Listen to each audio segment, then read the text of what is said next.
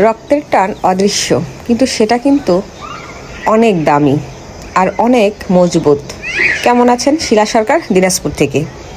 আজকে রান্না করব ঝাল ঝাল দেশি মুরগির ঝোল। কেউ আবার বলবেন না, ইস দিদিভাই এত সহজ রান্নার রেসিপি শেয়ার করছে।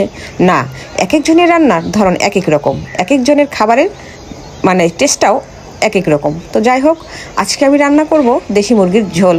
তো এটা কিন্তু খেতে অনেক মজা হয়। আপনি যেভাবে রান্না করেন, আমি যেভাবে রান্না করি, একটু হলেও ভিন্নতা। তো এই জন্য বলছি, একটু ভিডিওটা না টেনে দেখবেন পুরোটাই।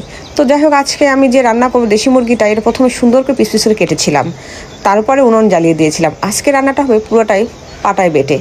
অনেকে কিন্তু গুঁড়া মশলাই খায়, আমিও মাঝে মাঝে গুঁড়া মশলাই খাই, কিন্তু মাঝে মাঝে কিন্তু মাংস টাংস হলে এটা পাটায় বাটলেই ভালো লাগে। তো আজকে একটু রান্নার ভিন্নতা, আমি আজকে কাঁচা টমেটো দিয়েছি। মাঝে মাঝে আমি কিন্তু ভিন্ন রকম রান্না করি, এই দেশি মুরগিটাই বিভিন্ন রকম করে রান্না করি। আসলে রান্না একটা কিন্তু আর্ট, আপনি যেভাবে রান্না করবেন ওটা একটা আর্ট। আসলে রান্নাকে একটা রাঁধুনি বলা যায় না, এটা একটা আর্ট। এটা আপনি যেভাবে করবেন, যেভাবে উপস্থাপন করবেন, সেভাবে সৌন্দর্য হয়ে ফুটে উঠবে। তো যাই হোক, আমি এই যে গোটা গোটা রসুন দিয়েছি, আর নতুন আলু দিয়ে বেশ বড় বড় নতুন আলু নিয়েছি, মাঝখানে ফালি দিয়েছিলাম। তো পাটায় বেটে প্রত্যেকটা মশলা আমি পাটায় বেটেছি। যদিও কষ্ট হয়েছে, জিরা, আদা, রসুন, ধনিয়া, তারপরে হচ্ছে শুকনো লঙ্কা, কাঁচামরিচ, এগুলো সব পাটায় বেটেছি। বাটতে একটু কষ্ট, কিন্তু খেতে কিন্তু অনেক মজা। তো এদিকে আমি উনুনটা জ্বালিয়ে মাটির পাতিলটা বসিয়ে দিয়েছি। প্রথমে আমি তেলটা গরম হতেই আমি বিভিন্ন রকম মশলা, যেটা নতুন আলু, টমেটো, বিভিন্ন রকম যেটা মশলা বলতে জিরা, রসুন, আদা, ধনিয়া, এগুলো সব তো পেস্ট করে রেখেছিলাম।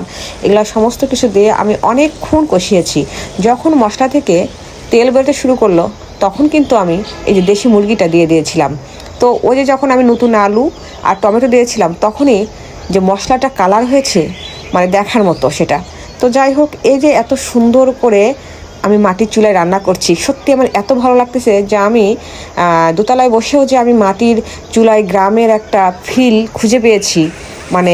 কি বলবো, সত্যি আমার এত ভালো লাগছে যে রান্না করতে আমাকে ভীষণ ভালো লাগতেছে। আমি কিন্তু কোনো কাজই কষ্ট মনে করি না, আর সব কাজই আমি ভালোবেসে করি।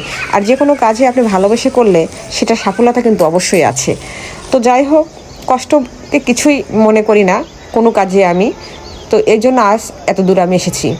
তো যাই হোক, সবাই একটু হলেও আমার ভিডিওটা স্কিপ করে দেখবেন না, রান্নাটা একবার হলে করে দেখবেন। আমি যেভাবে রান্না করছি, আমি কিন্তু পুরো ভিডিওটাই দেখাচ্ছি যে আমি কীভাবে এই দেশি মুরগির ঝোলটা করলাম। তো এদিকে তো প্রায় আমার রান্না শেষ। আমি মেয়েকে বলতেছিলাম যে একটা চেখে দেখ কেমন হয়েছে। মেয়ে যদিও মাংস খেতে চায় না, তারপরেও মেয়েকে জোর করে বললাম একটা খেতে হবে, তোমার বড় হচ্ছিস, না খেলে তো সমস্যা। তো এই জোরাজোরি করে পিড়াপিড়ি করে মেয়েকে একটু খাওয়াইলাম পরিশেষে। এই তো, সবাই ভালো থাকবেন।